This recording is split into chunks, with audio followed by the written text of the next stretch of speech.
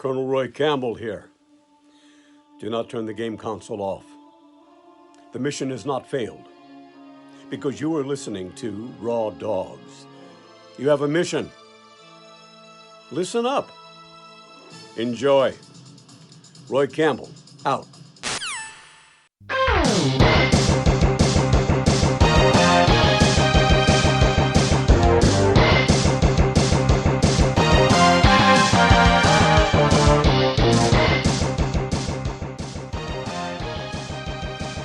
Hey everybody, and welcome to Raw Dogs, the very first episode of the year. New year, baby. And you know what that means? New year, same jerks, and it's Mega Manuary X time. It is. And, you know, I guess Mega Manuary was just something stupid I thought in my head. I'm like, that'd be funny. And now I've cursed us to spend another 2 episodes this month discussing Mega Man X this time, but yeah. My name is Brad, and I'm the guy that actually went and beat every single Mega Man X game for this podcast. Okay, my name is Dylan, and as always, I'm the lazy one. I didn't do too much. I played a little bit of the first Legacy Collection. 1 through 3 are obviously, spoiler alert, very good video games. So I'm happy to talk about them. And then it just kind of gets a little ridiculous. Yeah. Yep. I'm Jamie. I played Legacy Collection all of yesterday. Whoa. There's some good ones in there. There's some terrible ones Get in a there. job, you bum. Oh, yeah. It's January, man. You only have to work 1 day a week according to the January rules. Yeah. I work 1 day a week next week. It's going to be tough, boys. I don't know how I'm going to do it. Is that really it? That's all you do? Right now. Oh, okay. I see. I understand. And returning to the show is the resident Mega Man expert of Milwaukee. Yeah, my name's Nate. Way more into the original Mega Mans than Mega Man X, but I gave him a shot until my controller took a crap because you can't play it on PC without a controller. Facts. Really? Well, you can, but it's just not good. The button scheme and layout, and it's just too much. I couldn't do it. You should have asked for any of my classic controllers. All of those are just USB. You could have plug a PS4 controller into that. Prefers the point and click action of Mega Man. Yeah, there's a lot going on. Aiming, it's important. Factual. Do you remember Mega Man X9, where it was just a point and click adventure game? It was like Myst. Yeah, exactly. This actually is kind of Nate's fault too, because the reason the first Mega Manuary happened was I asked Nate when we were working together. I said, what's your favorite video game of all time? He said, Mega Man, love them. And turns out he really loved a few of them, hadn't played most of them, but... Though 1 through 3, I spent way too much of my childhood playing, and then after that, it kind of drizzled out and tapered off around Mega Man 8, I think. And the Raw Dogs are part of the HyperX Podcast Network. We'll tell you a little bit more about that later, but awesome podcast network. Check that out. And so, yes, we are talking about the Mega Man X series of games. We briefly discussed some of our history with them. I'll just say some of the most epic gaming I remember as a child was seeing my friend at David Bose's house. He had the original Mega Man X and the Super Nintendo. I think it was one of my first times seeing a Super Nintendo, and I knew this was the most hardcore, edgy video game I've ever seen. When it's you actually just the cutest thing on the face of the planet. It's adorable, but the music was just up a notch. It was kind of a little more electric guitar-y. And it's definitely still Mega Man, but Mega Man X was my initiation into this part of the franchise. And then I had completely forgotten we owned a Mega Man X4 on the PlayStation 1. And I actually have a lot of good feelings about that game as well, but getting ready for this specific series this January, I finally grabbed my Mega Man X Legacy Collection 1 and 2 for the Switch, and I played through 1 through 8. I played through the 2 Gameboy Color games, Xtreme 1 and Xtreme 2. Is that on the second Legacy Collection? No, I did that on my computer. I see. And I tried to do Mega Man X Command Mission a little bit. I didn't want to jump into it. There is a turn-based RPG for the GameCube in the Mega Man X franchise. Some interesting things, but I didn't have the nerve to start that up. No. But you would have been too into it. Yeah. So when you guys hear Mega Man X, what's the first thing that you think of? I think about the character designs, literally. So you're Just how silly some of them are. I mean, they're all animals. well. I mean, That's okay. the craziest part about it. Like, there's just like, I'm going to fight a penguin guy. He's very chill though. He's very chill, but you wouldn't Almost know too that chill. from the fight. 'Cause- He's too chill. yeah. That's Yeah. why everyone chooses to take him down first. But I I don't- don't remember. They took off the naming convention of man after everything, so switched to animals. That's true. Yes. And They're really scraping the bottom of the barrel. well, let's jump into this. Mega Man X. This is published and developed by Capcom, and that'll be for all of these games unless stated otherwise today. The first Mega Man game for the 16-bit generation, and it is a spin-off of the main series, not Mega Man 10, which I'm sure maybe confused a few people back in the day. Oh, yeah. And release date, December 17th, 1993 in Japan. Came out a month later here in North America.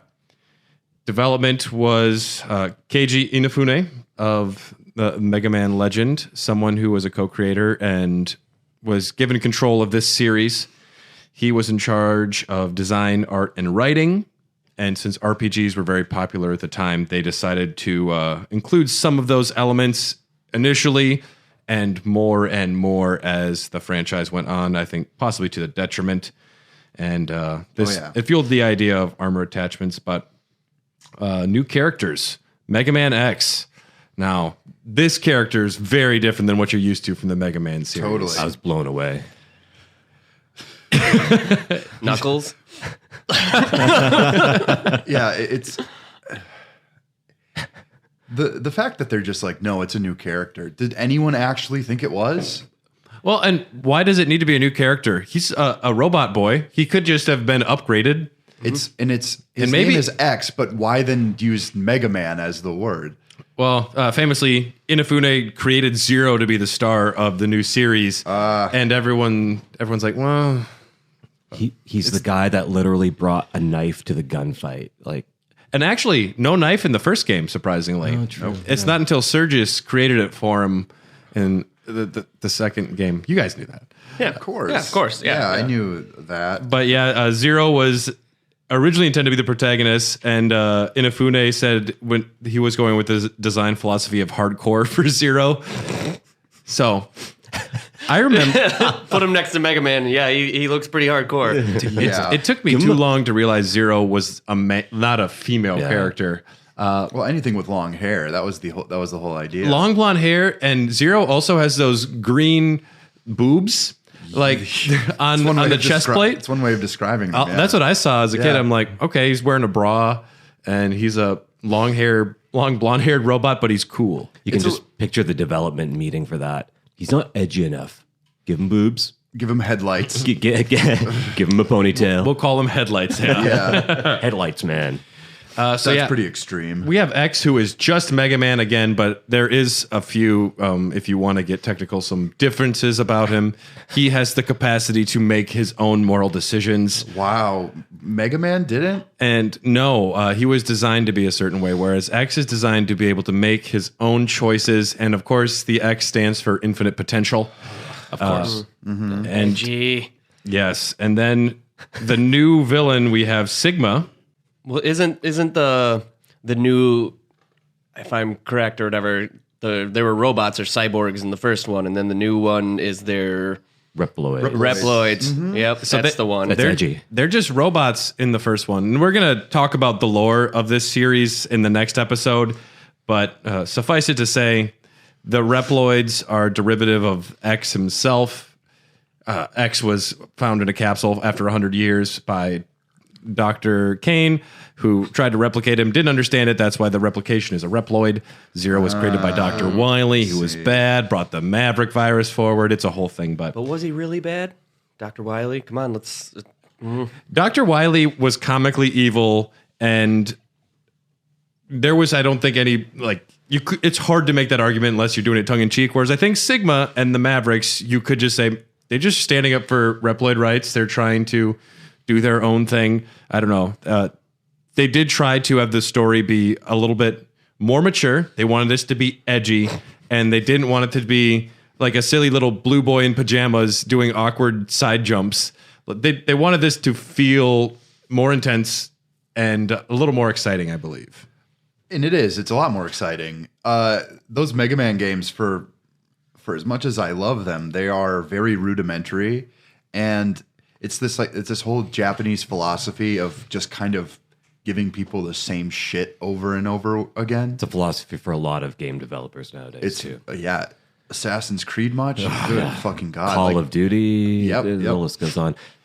New to the X series, we have the dash. The dash. Wall climb. And only if you get it. if you pick up the absolutely mandatory boots that you can't skip in Chill Penguin stage, Well, they are in the hallway, unable to go around them. At least those. But the dash is new. Wall climbing is new. And armor enhancements are a new thing where you can look even more badass. I guess my big thing is you still can't duck. Come on. Yeah, not in the original 3. Yeah. But the gameplay is a little more fast-paced, but I wouldn't say it's more difficult. If anything, I think the X series is quite a bit easier, maybe compared to the original Mega Man. I would Mega Mans. agree. Forgiving. I think they're a lot more like forgiving, and if you go a little slower, I think the game is slightly easier. And there's 8 more bits to it, so that makes it easier. There you go. Yeah. I mean, one of the things immediately is that the economy of the screen is used a little bit better. There aren't like cheap enemies flying from out of fucking nowhere and spawning, and like cheap deaths aren't really a thing in this because you have that weird wall jump. The wall jump, which is a perfect addition. Yeah. First few times I played it though, I was like, what? This doesn't even make any fucking sense. I feel like they stumbled upon that on accident. That must have been. It was a glitch in the code. It's like, oh, that's edgy. Yeah, but look I can climb the walls by doing dumb, silly looking jumps. But it's pretty edgy. Literally. It's yeah. not Yeah. all. It's almost too edgy, guys.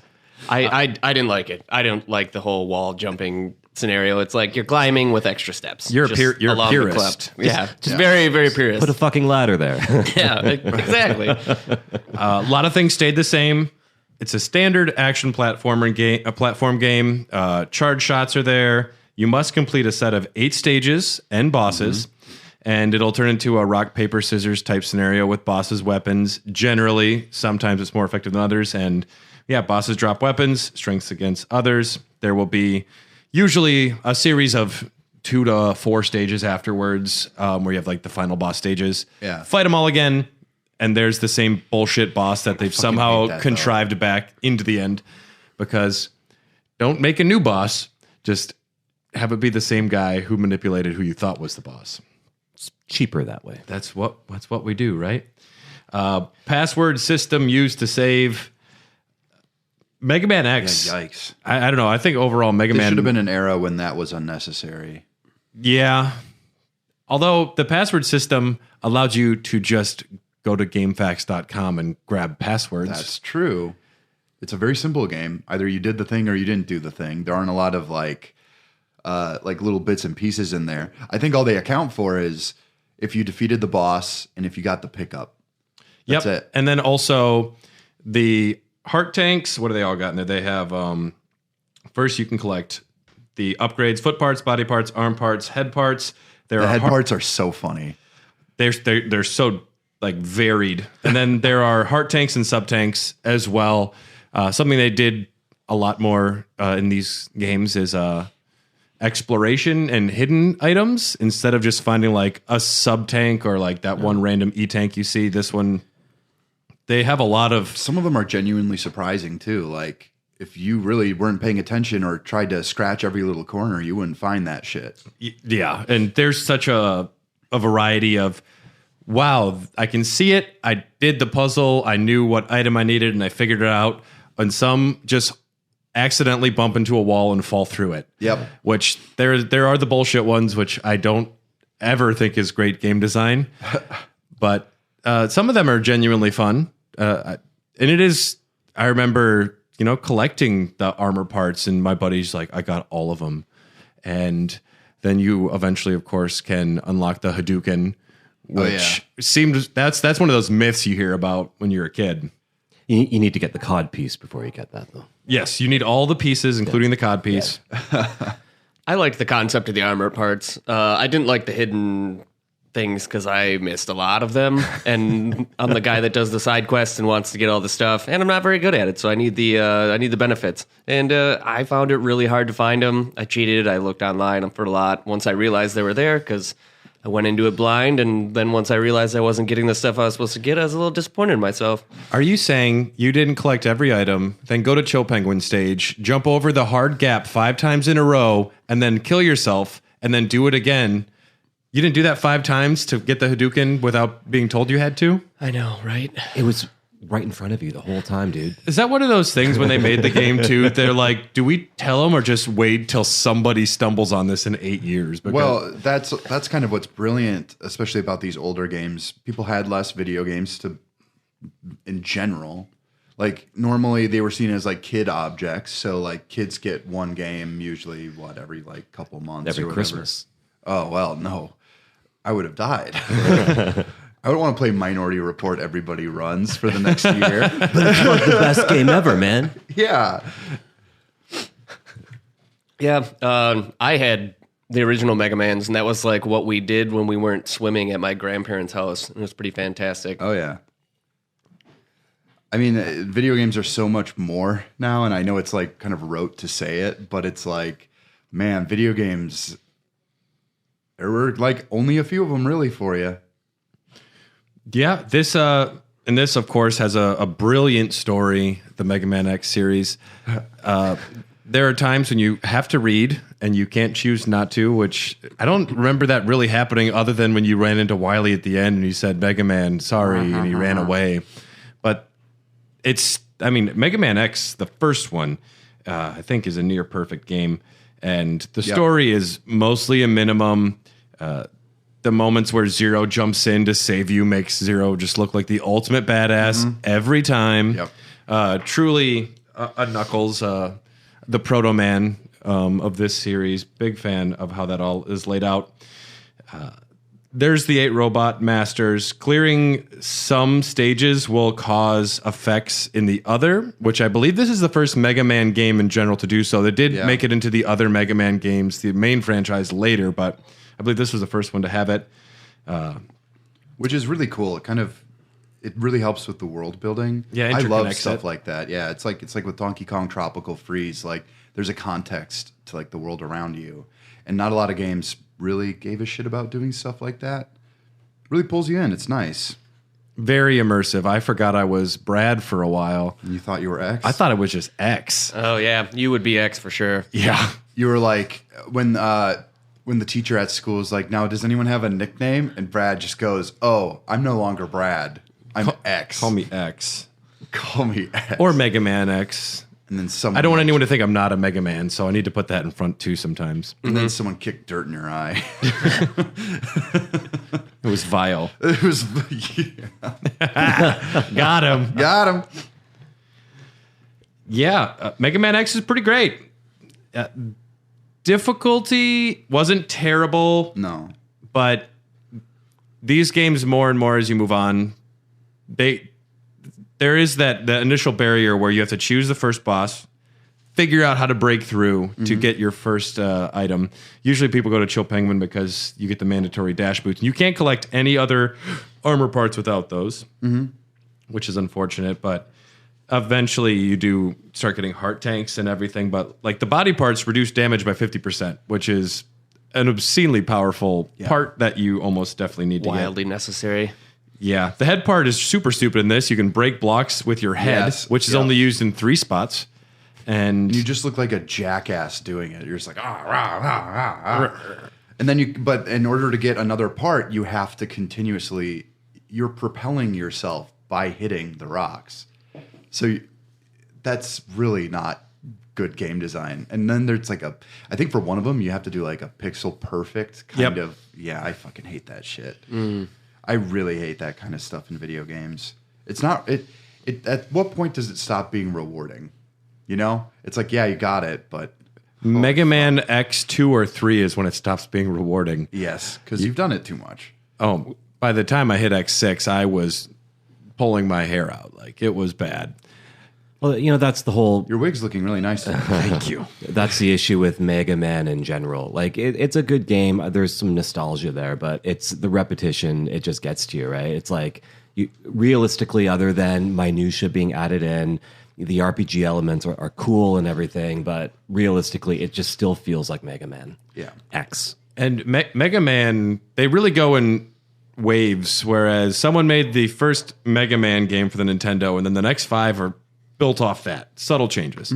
Mega Man X, 1, 2, and 3, they're a trilogy. Same basic system, and then you just move forward, and then Mega Man X 4 through 6 does the same thing. It's just mostly the same game with subtle tweaks. Which one had the weird art style change? Was that 4 is the first one that made the jump to the PlayStation. Yep. Okay.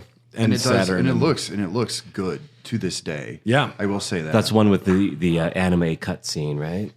The first with the anime cutscene, yes. Yeah. Because and then 5 they got rid of it, or was that 6? There was at one point where they didn't want to take the time because they didn't want to spend the money. They just needed to make the money. But yeah, that was Mega Man X1. 1 year later, Mega Man X2 arrives, December 16th, 1994, and a month later here in North America. The cartridges included the CX4 enhancement chip to allow for 3D wireframe effects. Shit. And the team was instructed to utilize this technology as much as possible because it was very impressive. Very impressive. I remember when you beat Sigma and a stupid fucking wireframe starts chasing you around. Apparently, this blew people away back in the day. People were very impressed with it. Something that happens with the originals and all over the Legacy collection is a shitload of chugging. Yeah. When there is a certain number of projectiles and enemies on the screen, it is obscene how bad it is. But I guess that is the question with emulation. Do you maintain the chug from before and have it be accurate, or do you take it out? It's a tough call. That's a tough call. Maybe just have the option in there for people. But I know some people would be purists like Nate and says, Mega Man doesn't wall climb. You need a chug button. He chugs. There was a couple things that I like the wall climb just irked me because I thought it was silly and I had a hard time with it. But other than that, like the dash computer, was yeah. good. The charge shot is a different layer of strategy, I guess. But at the same time, like you're just gonna try and hold a charge shot and hit the one shot against a boss all the time in almost every scenario I remember, just because. There were a lot of buttons being pressed at the same time in this game, from what I remember too. Because if you want to hold that down, but you still want to wall jump, you have to do this like subtle kind of you have to thing. Morph your thumb a little bit. Yep. Because then there's the dash jump off the wall as well, where if you hit dash and jump at the same time, you have like a faster, longer jump. Yeah. And that was hard to do if you're trying to charge as well. I didn't even know. So yeah, didn't know that was a thing. Might be easier on like a real controller. I played it on the Switch, so you have those tiny little buttons. How and dare you? Yeah. It's a real controller. How dare You don't mean the Joy-Cons. Those aren't real controllers. Yes, they are. I got my first Joy-Con drift loading up Mega Man X Legacy Edition. Really? Yeah. Are you using the stick for a Mega Man game? No, but the stick was stuck. So it's like everything was being fucked up. Had to switch out the Joy-Cons. Really? Yeah. You can replace them. It's not that hard. Yeah. But Nintendo, actually, you could just send it. The warranty never That's right. expires Yeah. anymore. I'm lazy. Yeah, me too. But they are $80 fucking dollars. It's expensive. That's extremely expensive. Or are they 70? What are they? I think 70. I want to get a set of those Horipad ones, which look like a regular controller on the side. Yeah. I think it'd be a little more comfortable because they have just the holding grips. the Switch long enough hurts my hands. I play a lot of like text-based like visual novel games, so it's never been too much of an issue. You've never cramped up hitting A to to advance the text. Yeah, no. I do, but I'm just weak. You try and get speed run times on text games, so you're just tapping A as fast as you can the whole time. Yep. Get carpal tunnel. Some other things with Mega Man X2, the dash is available immediately. They add a hover cycle stage, which Never liked the hover cycle. I think some of them play fine. They're just really poorly designed. I like the way it controls, but they throw so much at you so fast you don't really have time to react, which cue Battletoads references or whatever. Yeah, 100% reminding me of Battletoads, just with a little less of a 3D environment, I guess. Yeah. Which I love the Battletoads one. I loved playing that, but this one seemed a little more generic and a little less effort. You like playing the Battletoads one? Oh man, Battletoads again. I love nostalgic Battletoads. value. Really? Yeah. It's just wild. Is this like a generational thing? I don't I'm not know, aware but of? try Battletoads X. Okay. That's where it's at, man. Oh, perfect. My It's memory way is- more edgy, dude. They can wall jump. Zits has actual zits. right? I mean, I like Battletoads. I played a lot of these old video games with friends in a basement. We'd just be drinking beer because we weren't going to go out or weren't going to do anything special. And I mean, even into my early adulthood, which was still really fun because I'm just into that stuff. It was really fun.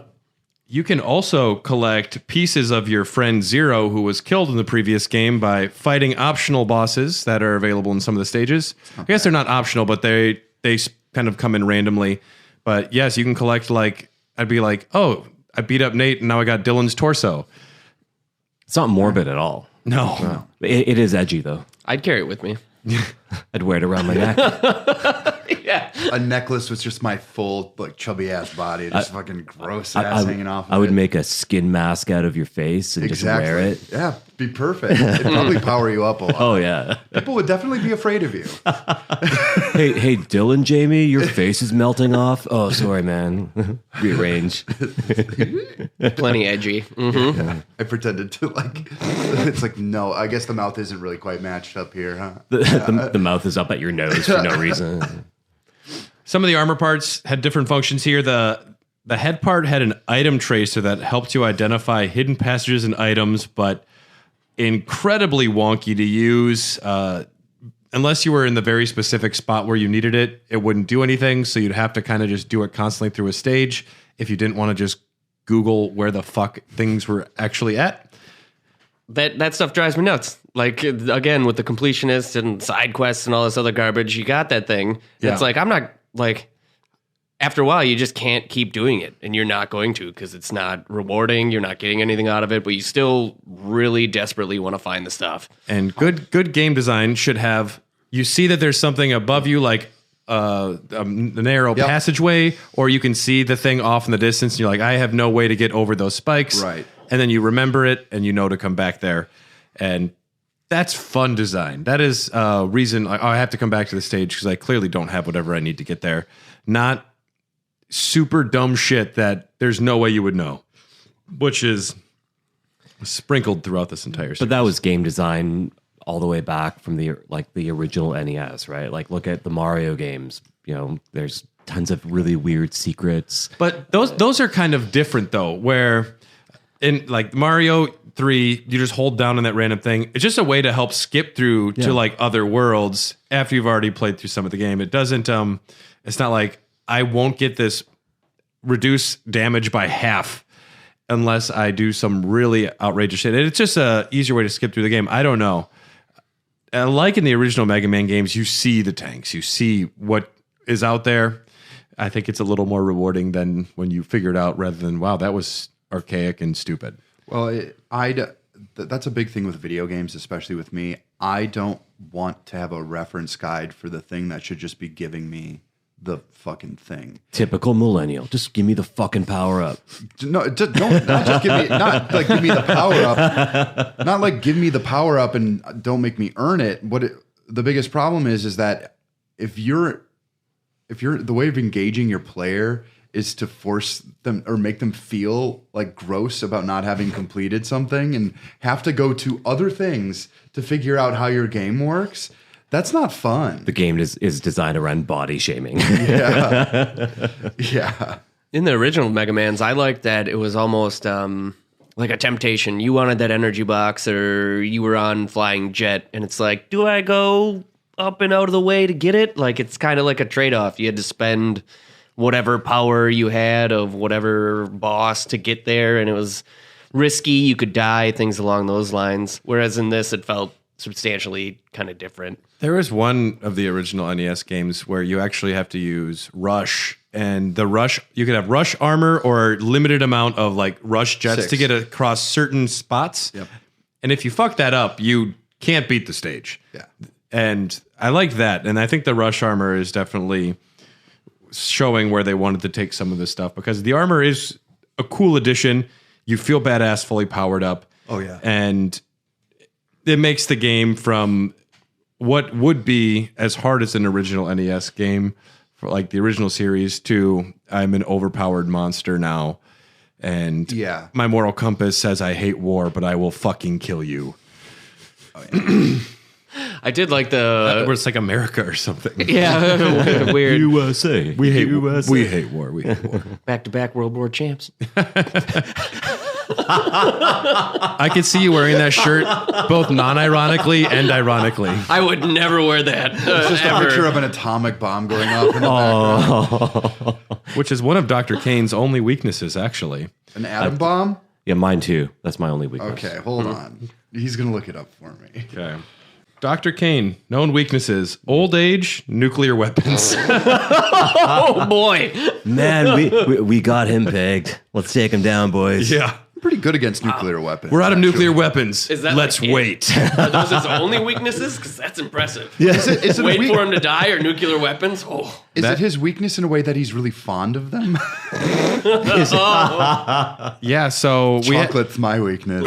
we have the Mega Man X Maverick Hunter's field guide here, which I will say the original Mega Man one was funnier. It's way funnier. Yeah. Because they try and give all of the Robot Masters jobs and likes and the TV shows and music. This one is these characters are supposed to be a little more serious. So I ultimately didn't yield too many interesting things from this, but I read the whole thing and I felt like an asshole the whole time doing it. I think it'd be better if someone's weakness was peanut butter and they just have an allergy. Black Careful, Noir. careful, Mega Man. There's peanut butter in that guy. Wait a minute, who's Mega Man? Oh, you mean X? Yeah, X. Okay. I think with this as well, it's kind of backwards because if I'm right, the first one, the Mega Man, or all the man things, or whatever, they have jobs and their own Forget about personalities. Splash Woman. The Yeah. robot. Sorry, I apologize. There's the Splash Woman. the Robot Masters, you mean? Yeah, the Robot Masters, that one. So they're all supposed to be just robots with tasks, but they all have these personalities. And then I'm from not what so I can sure tell, about that. Some of them do. well, I mean, the book said they had personalities, whereas Yeah. now it's the Reploids, and they're supposed to be like more free will robots. They're supposed to have way more personalities because Yeah. they have free will, but they don't. yeah, they're just like bland. Now they're animal themed, so it's like they don't have personalities. They They're just, just kind of animals. they just groom themselves all day. I guess one of the core concepts of this I'm is Lick Lion. There we go. Yeah. How many licks does it take? Whoa. I wasn't gonna ask us to come up with Reploid Oh my Masters for God. this, Like but last time. Lick Lion can just be the mascot Lick for the Lion. Raw Dogs. I'll draw Lick Lion. Okay. What's his Lick weakness? Lion. We need a weakness. Overstimulation.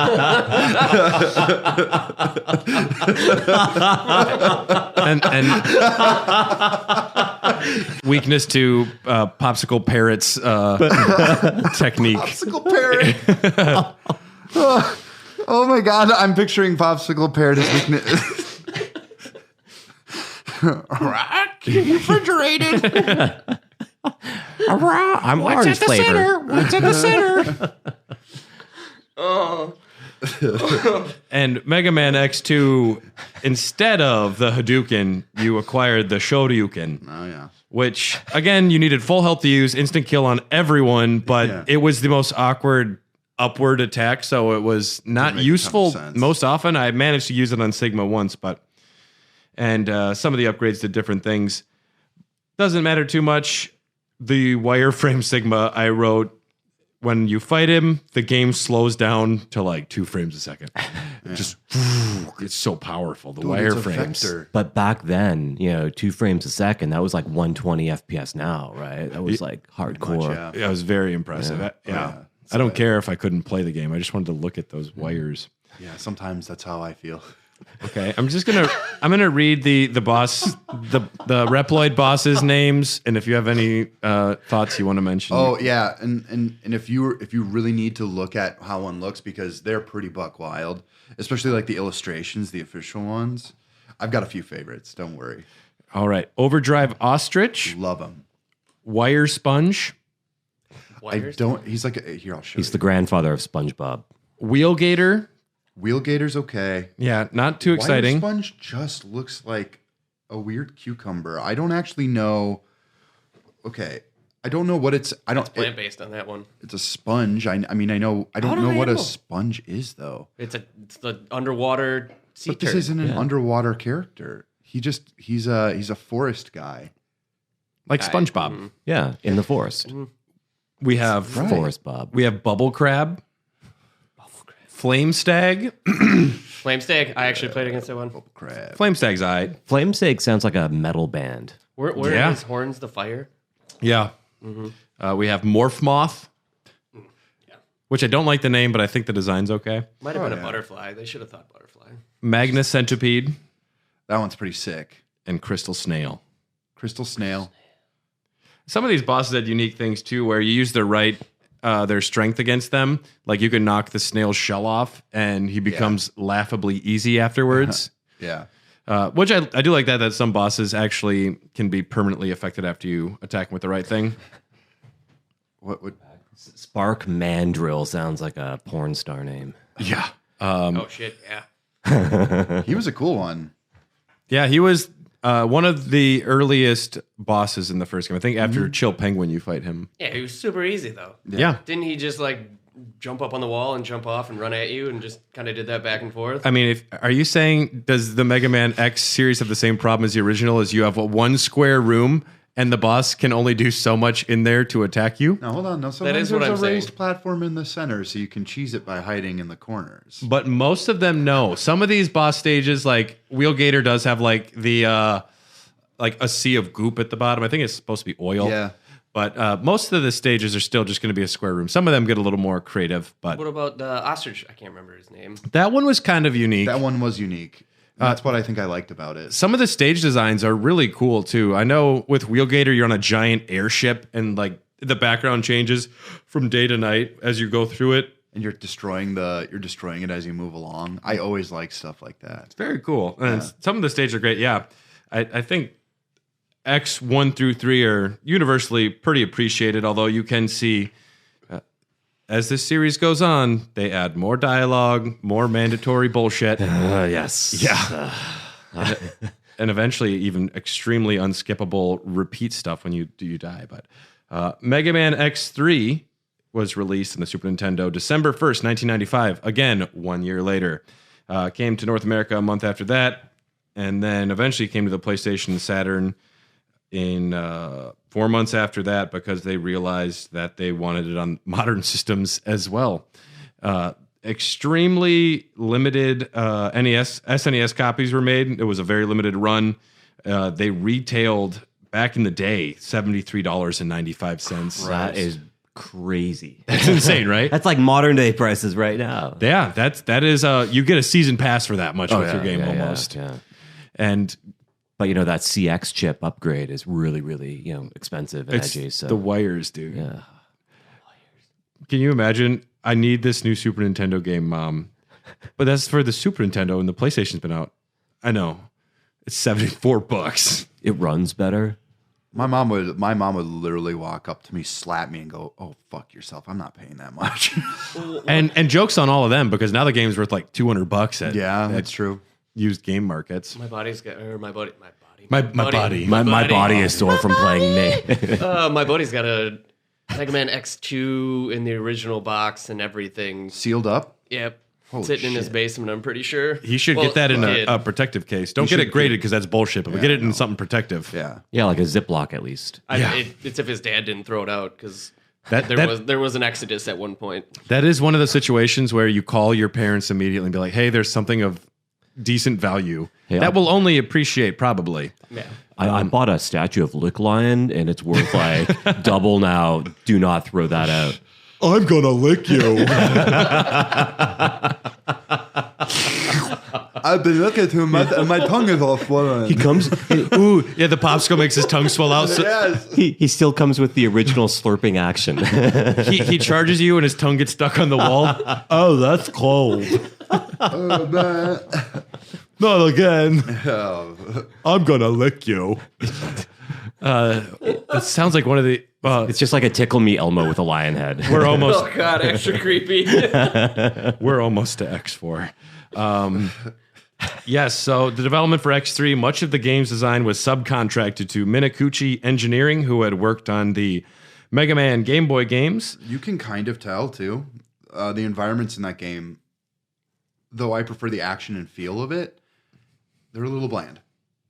Yeah, a little less inspired and less creative. It's like, all right, we have what we need. Just can you get a stage that functions, get us to a boss? That's what the people want. We're going to give it to them. That's kind of not typical, but it's not unheard of when a main game company will, subcontract someone else to do a game because their resources are tied up, and then it just doesn't become How do you that think much. Breath of the Wild exists? It wouldn't exist without like Monolith or whatever. The people who did Xenoblade Chronicles, like open world. You think Nintendo could have made that? I doubt it. But my point is, I so actually don't that's think so. that's kind of what I'm saying, but not really. Where Breath of the Wild was an amazing game, Of course. versus you have an established series, they offshoot it just because the resources are tied up, and it's just a bullshit game. And usually, though, like if you have a series, like this is X3, you subcontract, give the Game Boy spin-offs to somebody else. It's right. not like going to be Keiji Inafune was probably working on some Street Fighter thing or something at the time. I don't know what he was working on, but He had a lot of pots on the old burner. he was a very big person in Capcom at the time. Do you mean weight wise? He wasn't getting any time to work out. Tubbo. Yeah, Tubbo man. I'm gonna eat you, Tubby troglodyte. tubby troglodyte. We're gonna accidentally his create weakness? all of them. What's his Is he weakness? actually a big guy, or are we No. just... No. He was just an important dude. He was a big shot. Capcom at the time. big Okay, shot. I wasn't sure if this was a legit tangent or not, but Because now I'm in. he co-created Mega Man, but then just became the sole creator through word of mouth by him. Hey guys, you heard that I made Mega Man? Yeah. Not that other guy. Do you remember Bigger Man? I made him. I also don't made care. I just wanted to buy a drink at the bar, sir. Look at this character. It's Mega Man. Look at Zero. It's a dude. It's a dude who looks like a lady with headlights. But check out that ponytail. How about Tubby Troglodyte? You like him? Just Modeled brings after up me. Brings up his own picture at the bar and just sets it down in front of you. But he does the slide over. Yeah, right, like, you interested in that? It's like a boudoir shot. Yeah. The PlayStation and Saturn versions had additional FMV cutscenes, rearranged and remixed music for some reason when the music was already fine. And Someone got bored. we should change the music. We just finished it. And they're like, no, Just hit reverse. Yeah. No, come on. Let's just let it happen. I do appreciate the you can see the graphical upgrade or Yeah. power of the new systems when you got to those new cutscenes. I like that, I yeah. thought it looked really, really good, really sharp. It's the era that we're in right now. I mean, you can. Although the Legacy Collection, you're playing the Super Nintendo ports on that, I believe. Oh, really? Yes. Thank you. And changes for X3. This is the first time Zero is a playable character. Extremely limited capacity and only has one life. If you choose a Zero and die in any way, Zero is permanently dead. Which, great. You gave us that option and you made them permanent. Like, if you fall down one pit, Zero's dead permanently. But it's more like real life. It is, I guess. It's more like real life. And they were going for realism, you know? It's edgy. Edgy. Yeah, that's what I was going for. It feels edgy. Zero just chain smoking cigarettes and stuff. The sword in that one feels a little incomplete. Like they didn't really think too hard about it. Why would you never choose the range? Well, like I know the sword's cooler, but man, a range weapon every single time. Yeah, right? the sword is cooler. It's so much less practical when all the stages are designed around shooting. That's right. Eventually, they did start making the sword a thing and having like I really like what they do with Zero, and they also added in X3 enhancement chips. So apart from collecting armor parts, you can also collect different chips. You can only have one at a time, or you can get none of them, and then collect the hyper chip in the final stages, which allows you to be Golden Mega Man and get all the power of all the chips at the same time. If Zero does die, you can acquire the Z Saber from Zero in a certain scenario, and Mega Man will have the Saber, which is fine. It's not great.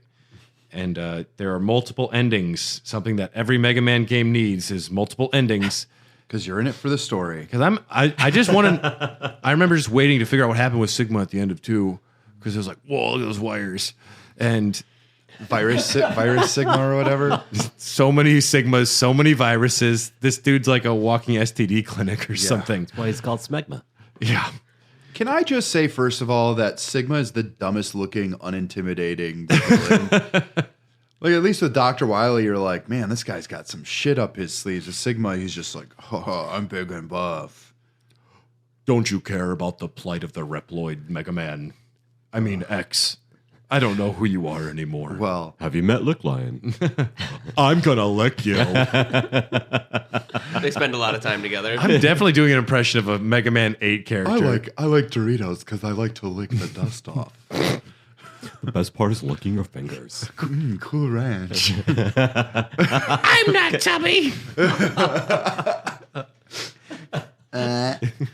Cool Ranch. That was a great flavor.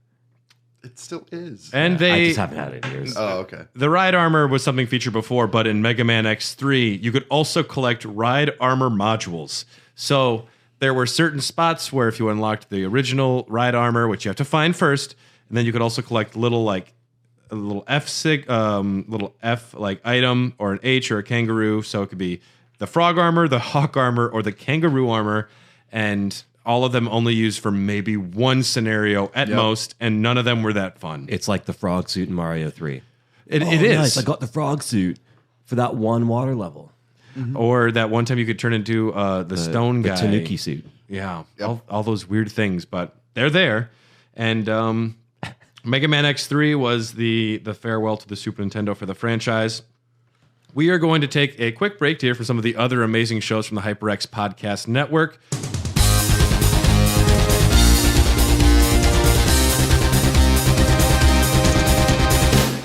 Fans of video games, history, or video game history will definitely want to listen to Retronauts. Each week, Bob Mackey and myself, that's Jeremy Parrish, dive into the stories behind the greatest games of the past and the history behind the hits of today. Check us out every Monday. Take a time machine back to before the world went to hell, around the year 2000. The 80s and 90s were so rad. The movies, the music, the TV, the games, that's what I want to talk about. If you're cool enough, Join us and listen to Less Than 2000, because that's all we talk about. Adam and Chad live Less Than 2000. Now part of the HyperX Podcast Network. It's time to tap in with the HyperX Quadcast S microphone. The stunning HyperX Quadcast S features dynamic, customizable RGB lighting, a convenient tap-to-mute sensor, and 4 selectable polar patterns, so it can broadcast crystal clear audio whether you're gaming, streaming, podcasting, or impressing your remote colleagues and classmates. So what are you waiting for? Join the Quad Squad and tap in today with the HyperX Quadcast S microphone.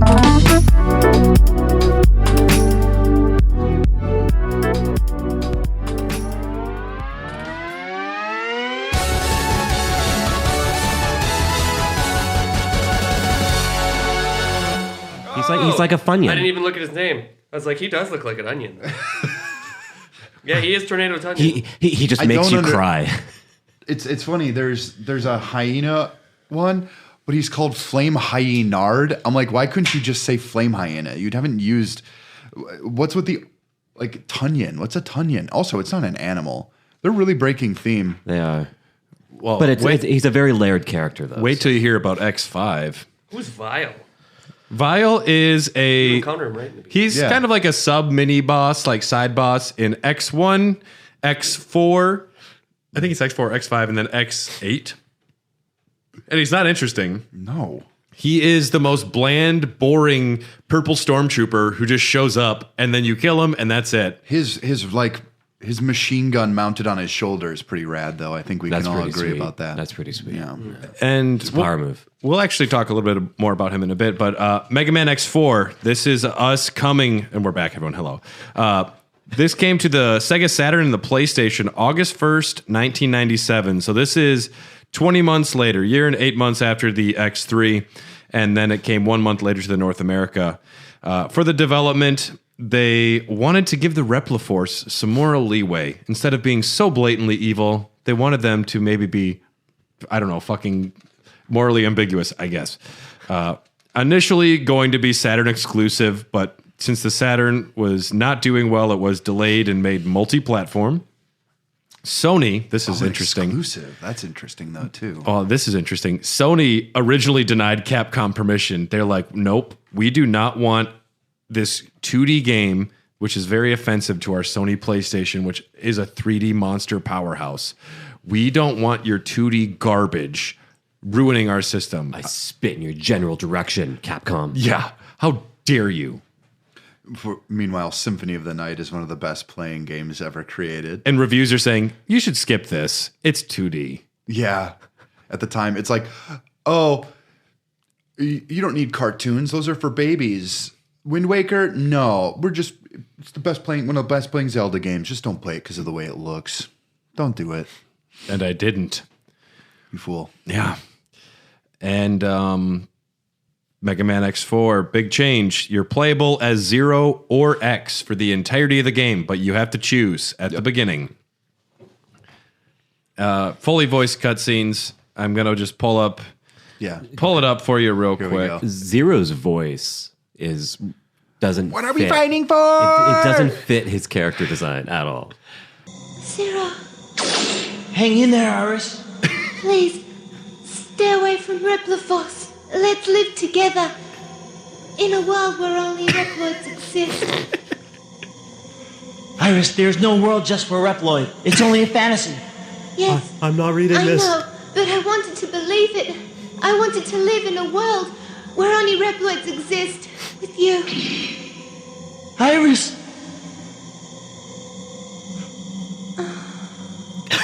Iris! Iris! Iris! Iris! Iris! Ah! No, this isn't happening! There's no reason for me to go on. What? What am I fighting for? Can you imagine watching or playing this as a kid and your parents walk in?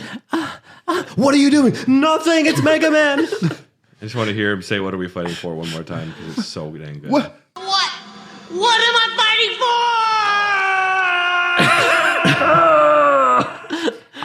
I wish that modern video games still kept the really bad voice acting that a lot of older games had. Mm-hmm. At least it's interesting. That's right. I'd rather have something interesting than fine but not exciting. Yeah. Or Troy Baker. Yeah. Zero plays guitar. What he does? That's so edgy. So yes, fully voiced cutscenes, and this came out around the same time as Mega Man 8. So Mega Man X and Mega Man from 8 are the same voice actor. Unfortunately, the bosses don't all get voices like Grenade Man. Only some of the main ones, like Colonel gets voiced, Iris gets voiced, double. And this is the first time they started adding the big warning screen before a boss comes on, which is stupid. It's fine, but it's just so long, and I'm just here to fight the boss. It's pointless. It's really pointless. I went through your door. I know there's a boss here. Warning. I went through 3 hallways. Obviously, I made it to the With end. health pickups. Yeah. And I fought a sub boss already, and it seemed like I was halfway ago. But they become super forgiving in this game. They recharge weapons when you die, your special weapons, and also you can get partway through a stage, lose all your lives, and continue and stay at that part. They don't take you back to the beginning of the level. The Mega Man X games all become very forgiving from this one forward, and some of it's like, okay, I appreciate that. I don't want to play through that again anyways.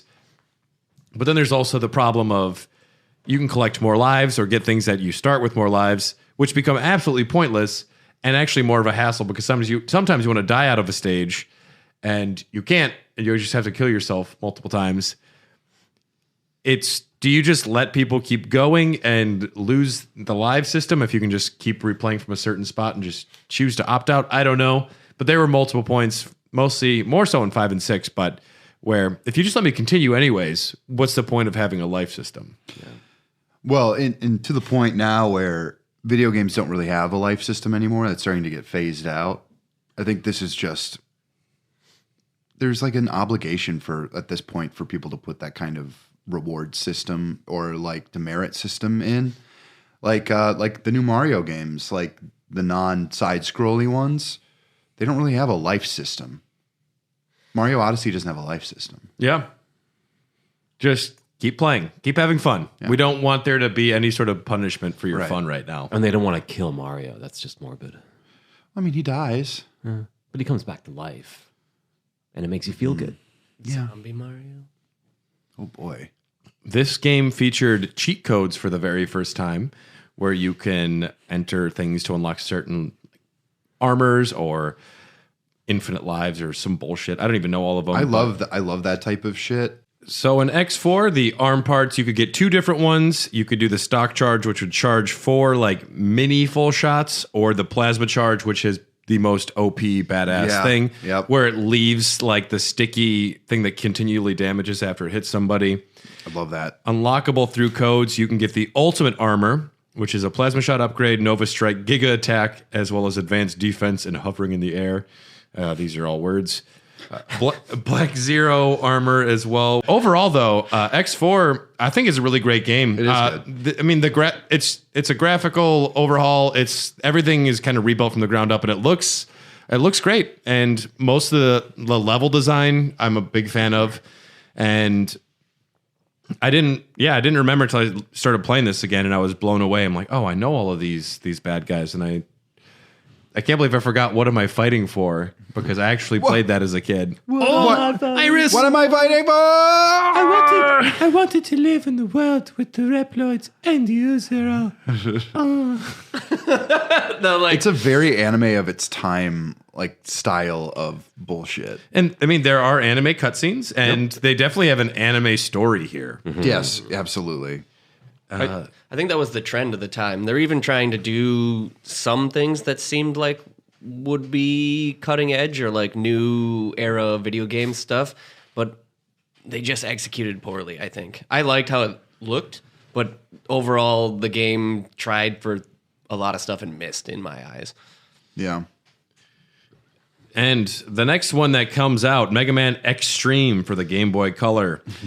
This came out September 20th, 2000 in Japan. It came out in January in America that next year in 2001. This is developed and published by Capcom. Featured bosses and stages from X1 and 2. Not too much exciting to talk about here, but I have played it, and it's surprisingly competent. They do reuse most of the level design and the bosses, and it essentially takes place in Kingdom Hearts Chain of Memories, where you're inside of a computer replaying data versions of things, but not too much to talk about there.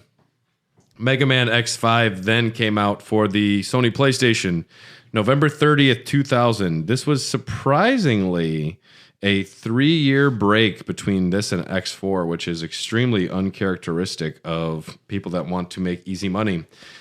February 1st, 2000, this came to North America. Development, Keiji Inafune intended for this to be the final game in the Mega Man X saga. Oh boy. He said, I had very little to do with Mega Man X5. I just told them to finish off the series, and he said he wants Zero to die and for that death to be final. And they removed the animated cutscenes, greatly reduced the voice acting. We don't want to spend money. Get that shit out. Yeah.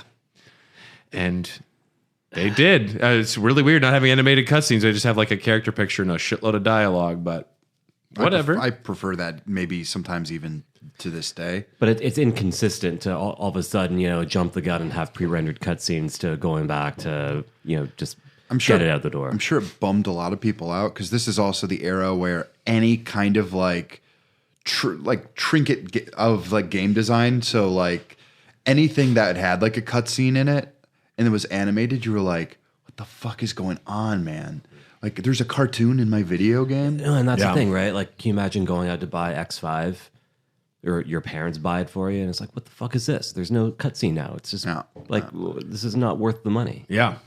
And it's 2D. It's garbage. That's garbage, yeah. For X5, you actually choose X or Zero at the beginning, but you get to play as both of them if you want interchangeably. It determines if X has the Mega Man X4 armor at the start of the game, or Zero has a buster, which is incredibly terrible. Zero's buster's not worth it. Yeah. Always choose X if you have any sense of the right choice. They also add a great character named Alia. I think it's probably Alia.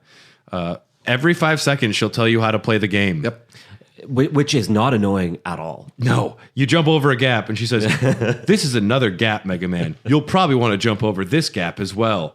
This has been Alia. I'll talk to you in 5 seconds. Mega Man, you need to eat to survive. Yeah. Mega Man, if you eat, you gotta poop. Mega Poop X. Yeah. Mega Man X Lax. Oh, golly. It's wireframe design. And you can also, after collecting other armors, you can switch. Polygonal shit. Oh, it hurts. It hurt. It hurts. It hurts. Mega Man X5 was the first 16 shit game. 32 shit. It was 32 shit games. Yeah. X can also swap between armors at the beginning of stages if he has unlocked them. The X Buster for the first time cannot shoot through walls, so that is a bigger change than it sounds like just on paper. Yeah. Yeah, it involves a lot more strategy instead of just being able to shoot things ahead of time. Each character also has the ability to duck, which really made Mr. Bone happy. I like ducking. It's like... It's like what? X8, when we get there, there's something that just drives me nuts. But ducking, to me, made a big, big difference. I like ducking. It's a terrible game, but... That's how I dodge bullets in real life. I duck, go, fucking try to get at me. And then they fire and I just duck. And I'm like, you fucking idiot. You didn't know I could duck, huh? Didn't know I fooled could you, duck. man. Now I'm going to go lick you. Dude, get away from me. It's not worth it at this point. There's a bad guy's name is just Duck with the ability to duck. Duck. But Mega Man can't aim down, so he's a really challenging boss. That's why you need Axel. Virus. There are viruses that will now chase your character through the stages. And this calls back... Is it COVID?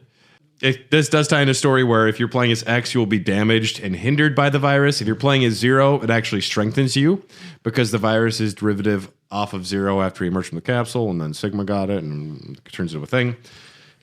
There is a strange time limit system where there is a colony about to collapse and into Earth, and you have you have a time limit of 16 stage attempts before it crashes into Earth. Something also super weird is that it's RNG. So you have to defeat 4 bosses to collect the parts, to build your rocket laser, to shoot the thing. And even if you do that, you can shoot the laser and it might not defeat it. And then you can defeat the other enemies and get a shuttle, and the shuttle can be launched at it. And you can do everything. And there's a RNG chance it still won't stop it. Or... there's a 5% chance if you don't beat any bosses and choose to shoot it right away that it can work. So I had no idea what I was doing with that. Sure, let's fire it. It didn't work. We should go out there and collect parts. Nah, fuck it. Fire it. It might work. See what happens. I'm going straight to Ganon. If the first 2 things fail, Zero will become a Maverick for the rest of the game and hunt you. Which is cool. It sounds cooler than it is. It's actually pretty boring, but... I hate time limits in games. I feel much the same way. There are only some games where I find it acceptable. Yeah. Like Pikmin, I'll deal with it in a Pikmin game because those games are so... it's resource management. It's supposed to be a survival game at the core. But something like this, I mean, come on, man. It's an arcade platform shooter. I don't want to... I want to enjoy it. I don't want to rush through it just to beat the clock. Yeah. What are we even fighting for? Iris! What am I fighting for? I'm gonna lick you. I'm gonna lick you. So I guess he has a moral compass. He's gonna lick you. He had the free will to choose that. But I guess on the time thing, so I'll think of like XCOM.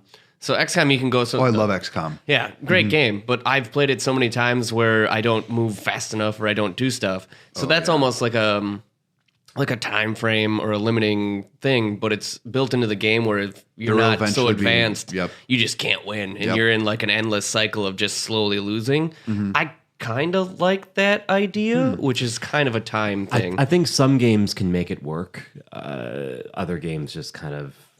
they make it frustrating. Whereas a game like Mega Man X is built upon retrying things, collecting different items, going back into stages. But after you do stop the colony, you can revisit stages without the time hindrance. They also add the fact that you have to collect all 4 armor parts before you can use any of them. Very dumb.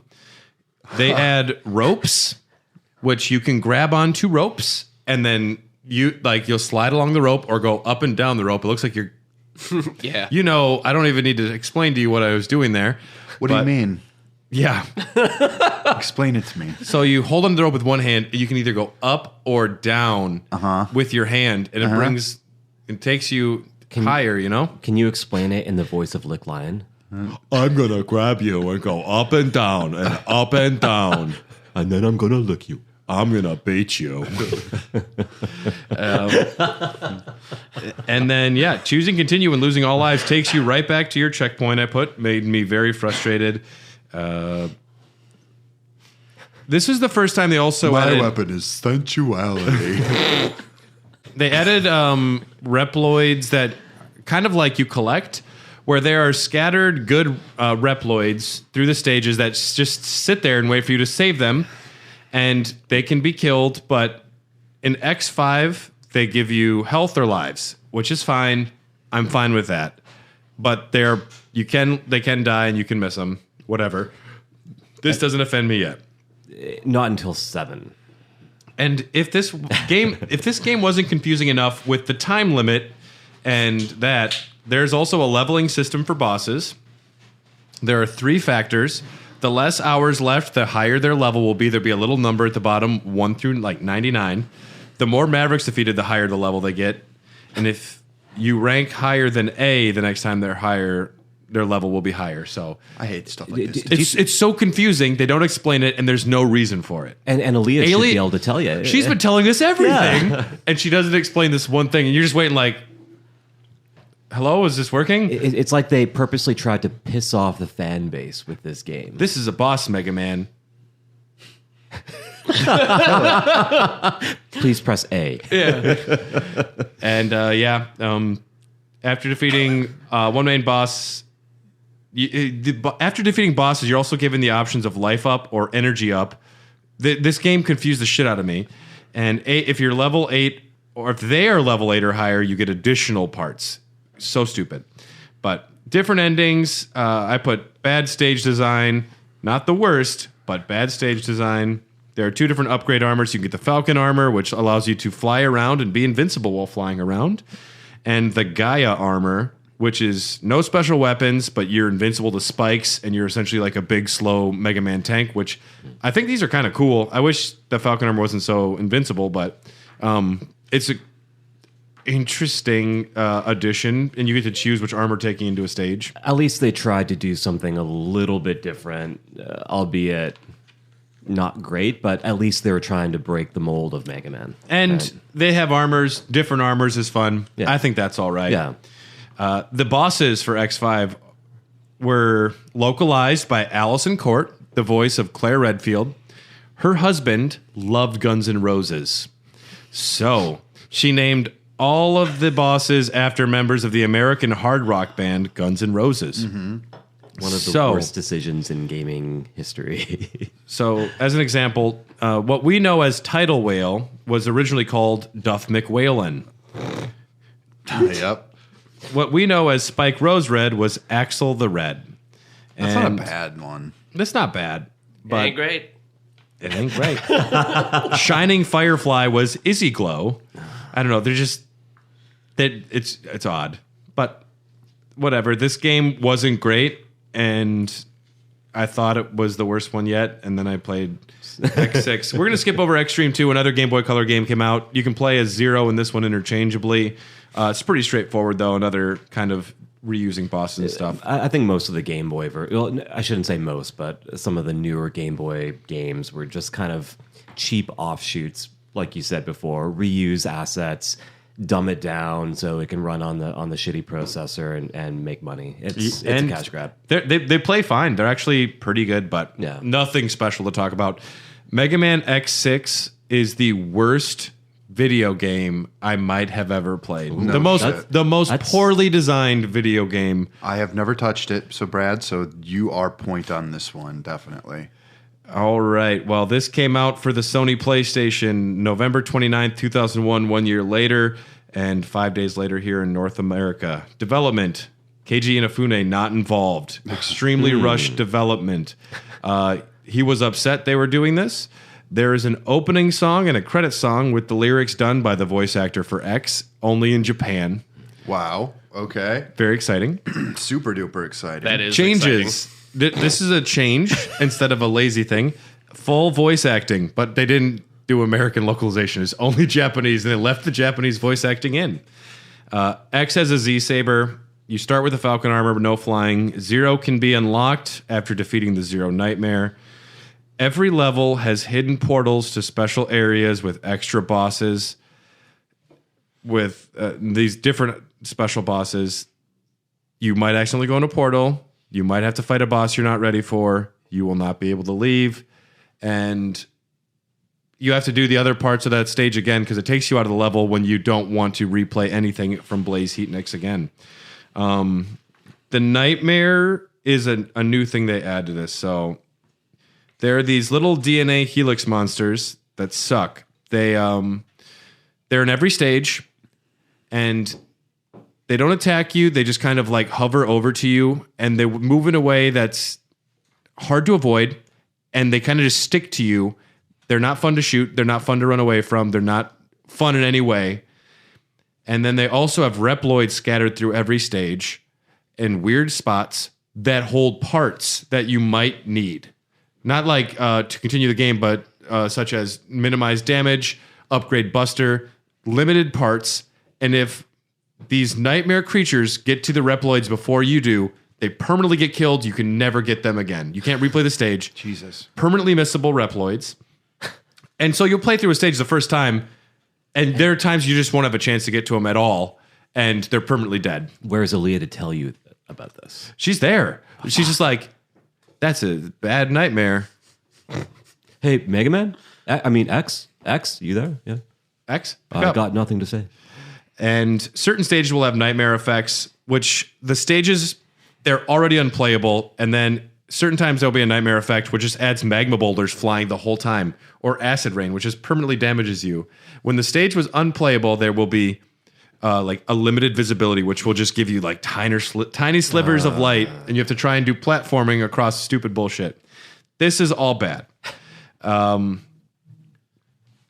And depending on, you do get other parts. Depending on your level, you can only equip a certain number of parts. You would have to grind Nightmare Souls, which you get from beating these DNA monsters or replaying stages. This sounds incomprehensible. You'd have to grind so much in order to equip more parts. And you need these parts. Otherwise, you can't. The game fucking sucks, even though it already does.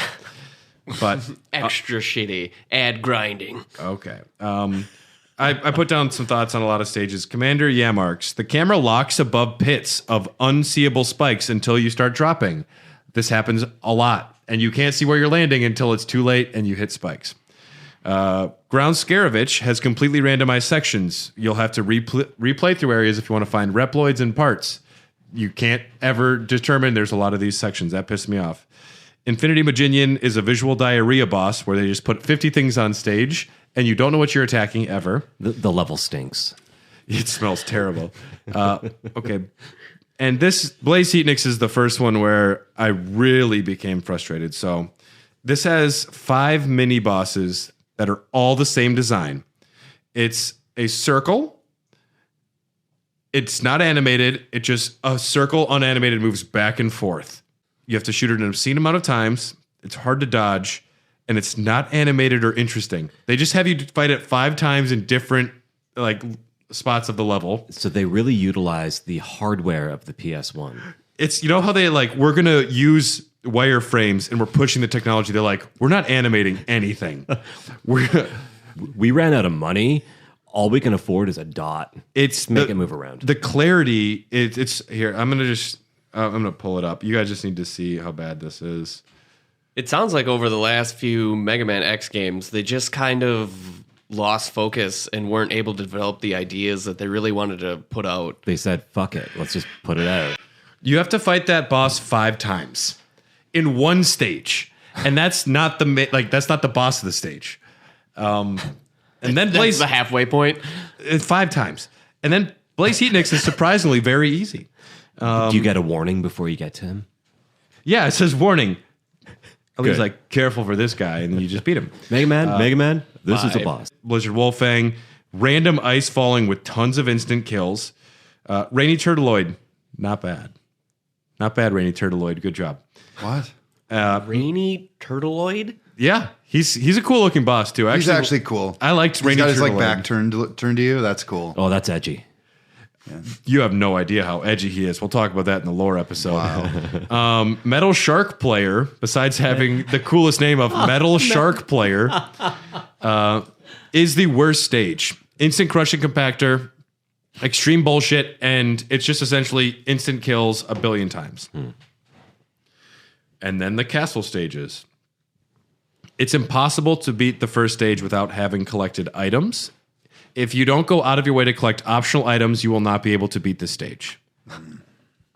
There is a horrendous spike room with totems. So you think spikes. There are 2 different armors you can have in this game. The blade armor, which enhances your blade attack, and essentially it's just the more practical armor you can use. Or the shadow armor. You look like a ninja. It's kind of like the Gaia armor where you can walk on spikes. So when you go to this castle stage and it's all spikes, you think, naturally, I'll bring the spike dude. He can wall climb spikes. He can run on spikes. And you're going to run into one of the worst bosses in the game, Hymax. A lot of people have a problem with him. I don't personally. Hymax can't be hurt by the Buster. You have to use a special weapon, any special weapon to hurt him. But you beat that boss, which will piss you off. You get to the second part of the stage, the same level, and then there's an impossible jump with the shadow armor. You can't do it. And with the regular X armor, you can't. It's impossible unless you use some speed running, pixel perfect weapon change bullshit. So you have to replay the entire thing again with a different armor because they don't tell you that. I mean, it's designed to not work unless you have the flying armor. Yeah. So that pisses me off. And then you can only get the ultimate armor through a cheat code. This game is bad. Yeah. It's not even edgy. It just sucks. And this was so bad that the next game that came out, Mega Man X7, I'm like, it's okay. It's not X6. And I'm like, thank you. I didn't mirror in a 2D or a 3D mode because I was confused for all of the game. Yeah. Mega Man X7. Let's tell the people about what's going on here. Came out for the PlayStation 2, which sounds weird because this is such a step back. But this came out July 17th, 2003. 3 months later in North America. 2D and 3D. Not one or the other, but both. Both. Because you need to do both, but we also need to dumb it down for the audience so they understand what 3D is. I don't think they understand what 3D is. We haven't been playing, Mario 64. We haven't been playing Crash Bandicoot. We don't understand how 3D works. Can you please explain it to us, Axel? Dylan, can you explain who Axel is? In the voice of Lick Lion. No, I can't, Brad. And I take one good look at him and I go, I could not give a fucking shit. Okay. An edgy gun-wielding character featuring black and red colors, and I'm not talking about Shadow. I'm talking about Axel. Now, I love, our characters are cool, but they're not cool enough. We need to introduce somebody that's even cooler and has a gun. Axel kind of looks like he's from the movie Tron. The red pinstripes on the black. Yeah. They're really trying to dig into the nerd culture. He's got a giant spotlight on his forehead. Well, of course. He talks like a prepubescent woman. Why am I fighting? Yeah. Okay, X7. This is the early 2000s, right? Yeah. 2003. So here's what I actually didn't mind about X7. Although the aiming controls are bullshit. Yes.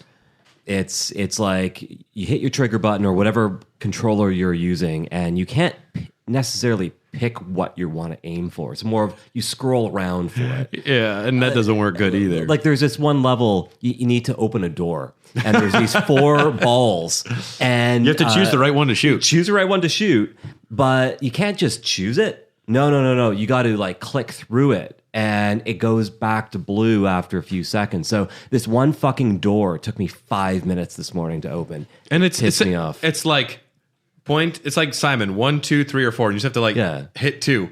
Nope. Good luck. Fooled you. I'm gonna look, But the implementation of the 3D was a cool aspect. It was very poorly done. It reminds you of early 3D games without your camera control, where you really don't have a good view of everything. There's this level where you're jumping from airship to airship. Sometimes you can't even tell where you need to go. That one was really bad. Yeah, that one was really bad. Did you play the upside down level? No, that one was unplayable. Yes, you can play as Axler Zero at the start of the game. And Mega Man is retired. X is retired because he doesn't like fighting. And that's why you have to play as Axel.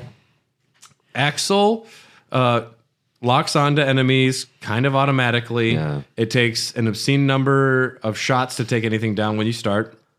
He also has the copy shot where certain enemies, you can copy them and become them because he's the new generation Reploid. Zero is still Zero, old reliable.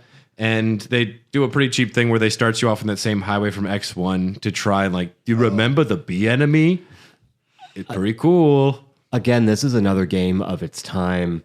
Just, game studios trying to figure out, okay, how do we make more money on this game? We need a new character. But he needs to be edgy as fuck. X is boring. Give him a real gun. What if we call him something really cool like Axel? You know that band Guns N' Roses? Yeah. But someone's like, Axel wait, there. remove the E. Yeah, the vowel. He's an aversion to vowels. That's edgy. It's like, if I could speak without vowels, I would. Vowels are such a fucking waste of time. Axel's copy shot is Phonetics. very useful. You can use it 12 on 12 different enemies, and you won't even know that it's possible most of the time. 12, you say? 12. Wow. Double digits. Oh. Axel can acquire 3 6 unique... times 2. Oh my God. What have we done? What have Dear God, what have we done? The world is not ready for this. Axel can acquire 3 unique guns, which need to be equipped. Zero can acquire different weapons as well.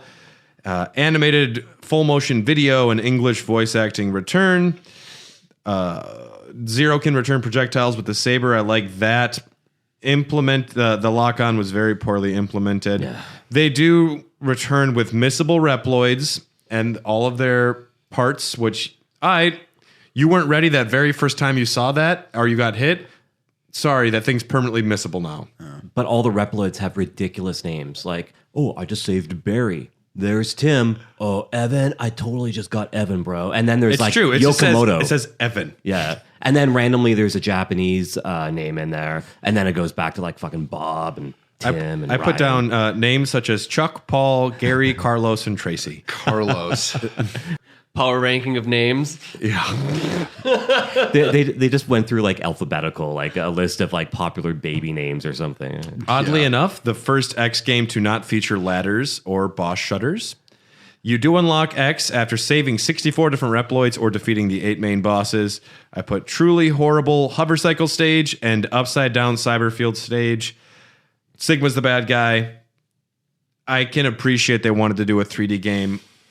Some of the platforming's not terrible. Most of it is a big mess, but it's not 6, so I love it. I give him credit for trying. Like I said, it wasn't done well, but at the same time, a lot of 3D platformers during that time were not great because they were exploring on how to do it, and this is a really good example of that. Well, especially when this development team is not in the business of making a 3D platform. That's right.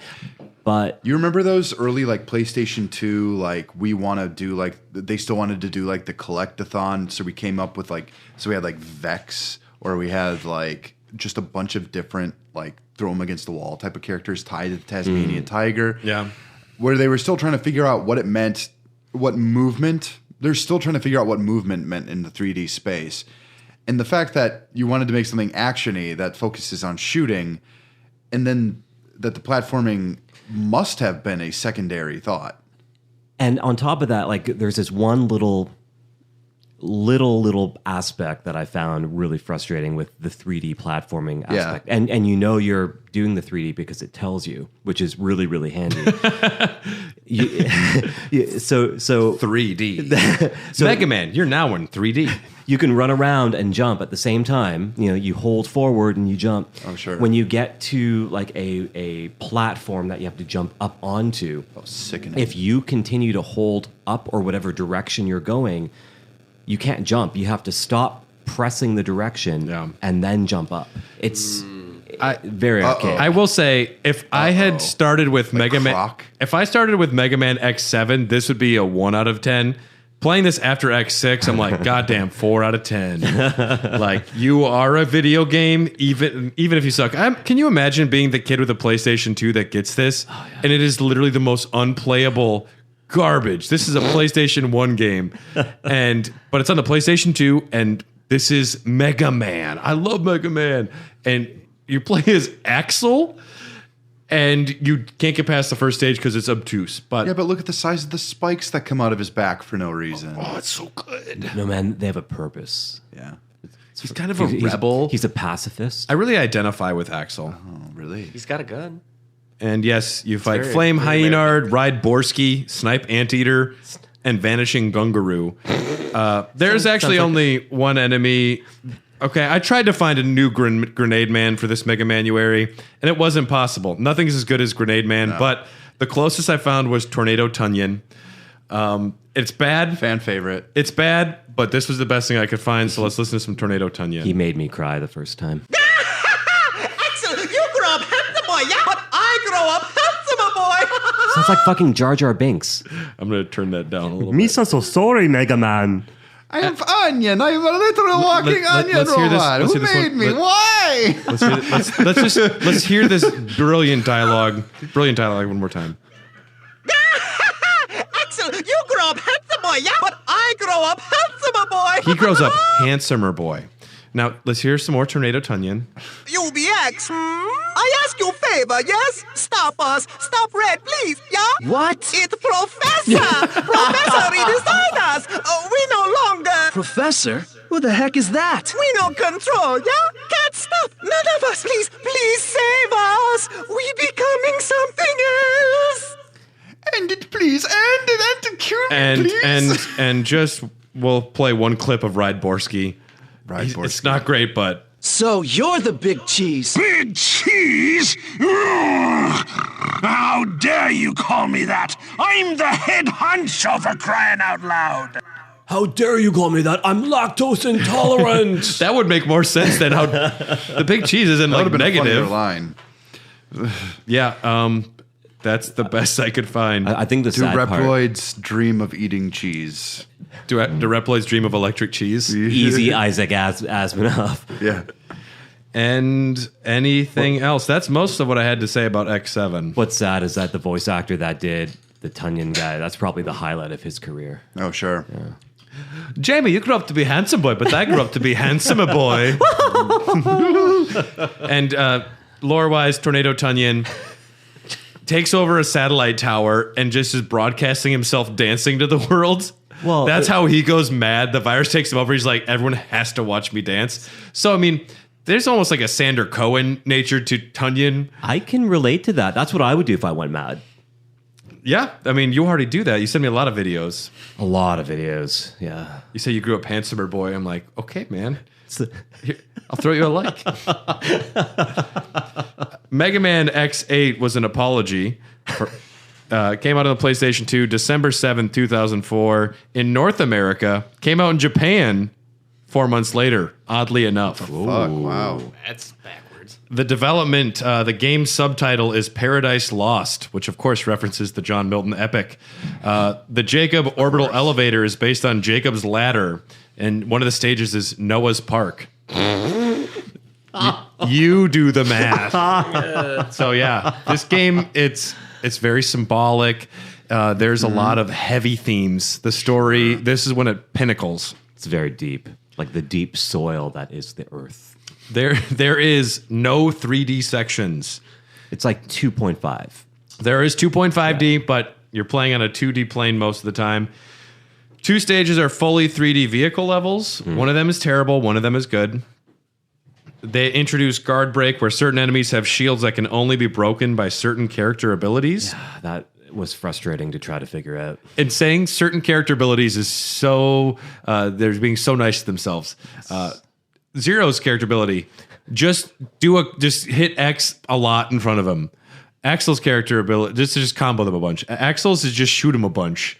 Mega Man's is charge shot them. So it's really not character abilities. But at least Axel can like aim in like up, down, forward. Mega Man, X, you can shoot forwards. It's like, why would you ever fucking use them other than your blast shot, like your charge shot?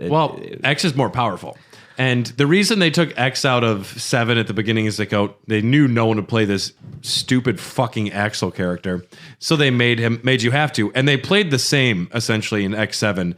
This one they played different, where Axel plays more like Bass from Mega Man and Bass. When he shoots, he can't move. That's right. And he aims whenever he's shooting, and he's stationary, and he can also like hover permanently and just shoot after you start jumping in the air. So he has more of an aiming ability. You choose 2 characters to bring into the stage, and you can choose Mega Man or Zero or Axel, and then the different armor permeations of Mega Man. It's called Tag Assist. And you can also be incapacitated by an enemy, and then if you switch in, you will do an attack and get you out of that. You also have a navigator. You don't have to have Alia. You can also have... But why would you not have Alia? She's so helpful. She's so good. Always there for you. And you also can have Layer and Palette, but they have different strengths. Yeah, I think one will indicate when there's like hidden aspect or like a hidden passageway. Alia or Alia just annoys the fuck out of you like normal. There was one more, wasn't there? And Palette, but mostly you don't have to ever listen to them. You can not listen and just skip it, which is great. No Reploids and parts. I put thank Lumine. X can customize part by part. Axel gets unique weapons. Zero gets unique weapons like hammers, fans, and Sigma's blade. Axel can do the copy shot. 4 options this game. Wow. So 12 was too much, and it was too extreme for the fan base, so they had to really divide by 4, 8, 12, 3. I had to do the math. Just a sec. Yeah, 3. Enhance. 3. Enhance. 3.2. 3. You collect rare metals as upgrades. It's another name for part or chip. The armors of the Icarus armor or the Hermes armor. And the biggest change, Sigma isn't the final boss. He is the penultimate boss who is being taken advantage of by Lumine, who is actually not your friend. What? Damn. How dare they take advantage of Spegma? Spoiler warning. Okay, sorry. Sorry, everybody. Overall, X8 was fine. Yeah. It wasn't great. It didn't. Neither 7 or 8 feel like Mega Man is the problem. They do not, but 8 feels more like a Mega Man than 7. 8 looks good, but it's not a Mega Man game. And yeah, it's fine for what it is, but some of the stages are okay. Yeah. Mostly, I felt embarrassed playing it. My niece is over Christmas like, what are you playing? I'm like, go do something. Get out of my face. I'm trying to fight Gravity Antonian and Avalanche Yeti. I just made it to Lick Lion, and he's looking me like you wouldn't believe. You taste weird. Maybe you should really leave the room. This is Uncle Brad's personal time right now. There were a number of re-releases. Maverick Hunter X came to the PSP where they decided to do a remake instead of X9. Vile is a playable character with his own campaign. It included a 25-minute anime called The Day of Sigma. The Mega Man X collection came to GameCube and PS2, included X 1 through 6. Maverick Hunter is something we should talk about. First-person shooter was being developed based on the X series and developed by Armature Studio. It was canceled in 2010, and it wasn't announced for a while afterwards. It was planned as a trilogy, and I watched the 3-4 minute demo. It looks pretty good, actually. It looks really. I only saw screenshots. Let's watch a little bit of it real quick. Was it as good as Chex Man? Better than Chex Man. I don't know, man. I bought that cereal for that game. But Chex Man is like an iconic sexual symbol. Chex, I don't know if that made it to Canada. I have no idea what you guys are talking about. I mean, I don't like Mega Man's design. Oh, this is 2010 in a fucking nutshell. This is just going to be, it's just Metroid Prime. Well, and it's very Doomish to me. It's very fast. And look, he can't aim up either, the way you just like jump Mega Man. forward. Really sticking to their guns. Can't aim up. I'm going to develop a robot. I'm going to call him Mega Man. He can only shoot forwards. It looks kind of cool. I mean, if it played just like this, it'd be dope. But not for a minute do I believe. Demo, yeah. It's not even a gameplay demo. This might as well be a cinematic. Oh yeah. It looks like bad Halo. It moves like Doom to me. It reminds me of 2016's Doom. When was this released? This wasn't. When were they developing? It was canceled in 2010. To me, this is all this is Metroid Prime. Metroid Prime has some actual things going on. I this agree. Is weird I love Metroid Prime, but this is just like an early version of Metroid Prime. And then you enter a stationary spot where you can just move the reticle.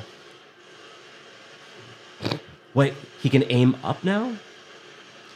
Only here. Only while he's falling. But this was something they were touring with as a first-person shooter spin-off of Mega Man X. And it doesn't look terrible. It, of course, wasn't finished, and we don't know what it actually is, but it looks something I'd be curious about. I don't think even if they finished it, I don't think it would have sold well, though. No. I think it would have been better than X7 and X8. Which I don't know if it means also would have much. lost the entirety of the flair of people who understand what a Mega Man game is to just suddenly shift and then take away all the parts that kind of make it interesting. It's kind of a weird anime. It's all energy weapons, and then to make it just a gun. It's so fucking weird. Yeah. We're not going to talk too much about Mega Man X Command Mission. Suffice it to say, there is a turn-based RPG for the GameCube and PS2 with Mega Man X, Zero, Axel, and other characters. We might talk about this in a Doggies After Dark later, or we might save it for Mega Manuary X 2034. After we emerge from our capsules. Whew, just put the kids to bed. Turn-based strategy Mega Man got me a little worked up here. I'm going to have to calm down. Yeah. Do you need to go visit Lickland? Yes, absolutely. I'm going to relax you. I'm going to relax on you. Mega Man X Legacy Collection 1 and 2 are pretty awesome. Mega Man X Dive is some mobile bullshit. Other appearances, X shows up in the TV show for 1 episode, 2 episodes. Dead Rising, he's an outfit. Project X Zone is some bullshit. Marvel vs. Capcom Infinite, Sigma merges with Ultron, and Dylan wants to go visit Lickman just hearing that. No, I don't care for that idea. And Mega Man X, that's the series in a nutshell. I mean, it's a good, it's okay. For things that start out so brilliant, so and then promising, fall apart. This is the kind of shit that, I mean, back in the day, you had to keep making things until it artistically eats itself. Bankrupt. And now we have the choice to be we don't have to keep making these things. And not even artistically, though. It's more of, we will keep making it if people keep buying it. No, that's it true. Had no artistic integrity, realistically. That part's true. It's weird. You think there is a market. If you make something that plays and looks like Mega Man X1, you call it Mega Man X9, people will buy it. Yeah. Release it on like digital, and it'll be great. It's like Mega Man 9 and 10. Those games are great. The ones that are just the NES style. Yeah. Those are great. And Mega Man 11's really good too, but you needed 9 and 10 to get there. I think if they did make an X9 that sticks to the fucking roots and ditches some of the other bullshit, I don't know. I think all the ideas that they would have put into something like that, they already put into Mega Man 11. I think that... Does 11 have dash and wall jumping? I don't think so. But it has the gear system, which is interesting. And I think a lot of the concepts and ideas, I think they like their Mega Man fans, but I think at the same time, I don't think that's what they want to focus on anymore. They should just... They're making way too much money with Resident Evil and Monster Hunter to be like, oh yeah, more Mega Man games. Let's do it. They should just make it realistic. Mega Man 80, and he's like this fucking like geriatric guy with a cane. Yeah, but he can't. I like he can't aim his cane out. It's about him contemplating about how his body is starting to betray him, and he's just really ready for it to end. And he's really, really bitter about life. Okay, Yeah. so that would be Mega Man. He's got a lot of weird thoughts about politics. Mega Man LXXX. That's the Roman numerals for 80. So that would be Mega Man 80. Mega Man Lex. He downloads Fox News into his and he yells at children playing on his I'm lawn. really tired. Fox News said drink bleach.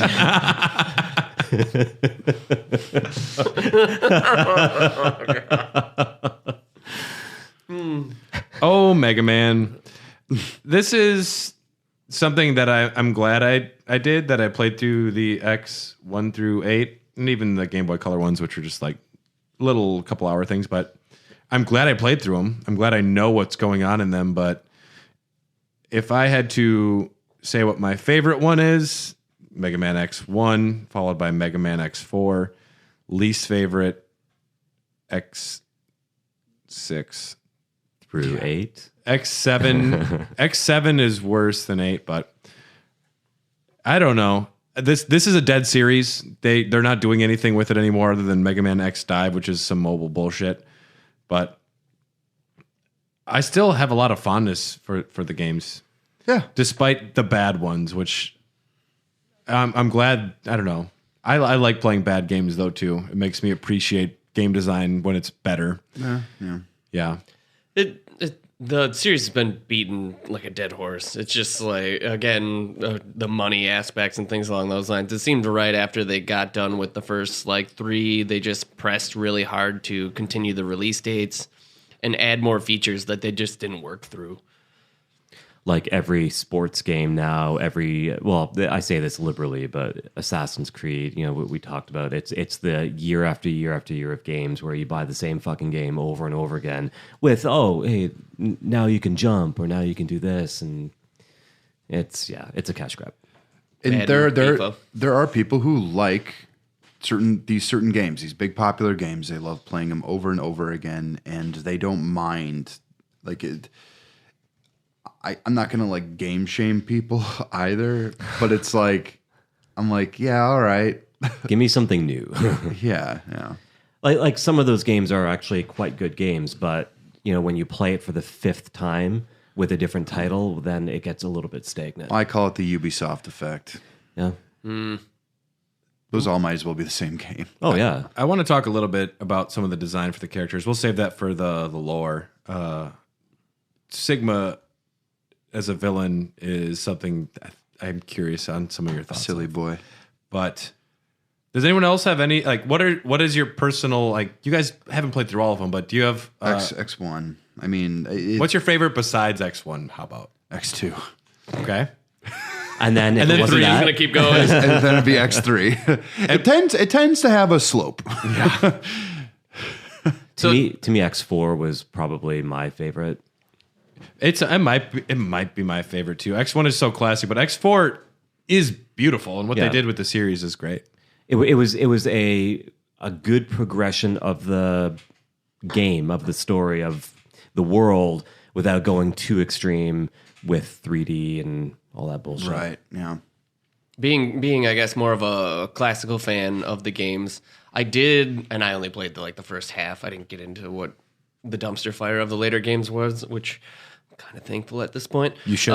I didn't think they were bad. I was against them starting them, honestly. And even when I was younger, I remember just loving the early Mega Man games and just kind of like mostly being a hater. Just kind of Mega Man X, like why? Who is Zero? Do I actually care? Do I want to do this again? And I was like, no, because the dedication I had to put in the first ones and beating them as a child was just piss poor. And I was just bad. I'm still bad at games, let's be real. I play them because I like them. Me too, dude. Yeah, I'm just... No sweat. Never going to be a professional gamer because that's a thing nowadays. Yeah, wild. Yeah, I thought they were better than I gave them credit. I guess just leave it at that, I suppose. And I just like designs.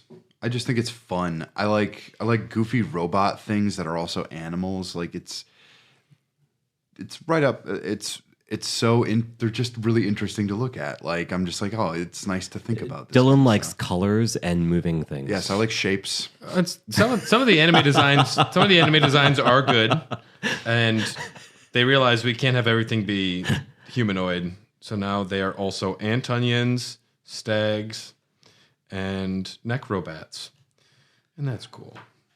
It was a cool concept. I mean, they got rid of the whole again man and single woman theory and went to like plants and animals, which is cool because again it will get into lore, I guess. Because they're robots and it doesn't matter what they are, right? But is a Reploid a robot? I don't remember what it all is. They should just do like a vegetarian, gluten-free version where it's all like veggies and quinoa.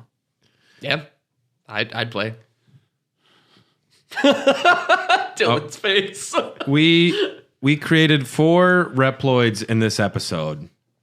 We have Lick Lion, Popsicle Parrot, Duck Duck, and Tubby Troglodyte. And also, I'm adding one, Casual Kale. Yeah, I'm here to fight you. Well, whatever. I kind of taste like dirt sometimes. Don't forget to wash me I hope you brought ranch. You could put me in a power smoothie. He surfs. Very vegan. Yeah, dog. Opinions. I got opinions on the kale. I'm just going to keep it to myself. Oh, I don't like kale. The Raw Dogs. The Raw Dogs are part of Hair the Dogcast, which is also a part of the HyperX Podcast Network. And we are supported by such wonderful Patreon executive producers as Brian Blizzard Buffalo, Crescent Kip Grizzly, Rainy Ryan Turtleoid, Tornado TK Onion, and Commander Katie Bone Yamark, who is a new executive producer. Yeah. So thank you for supporting us, everybody. If you want to support the Raw Dogs, you can check us out on patreon.com/hairthedogcast.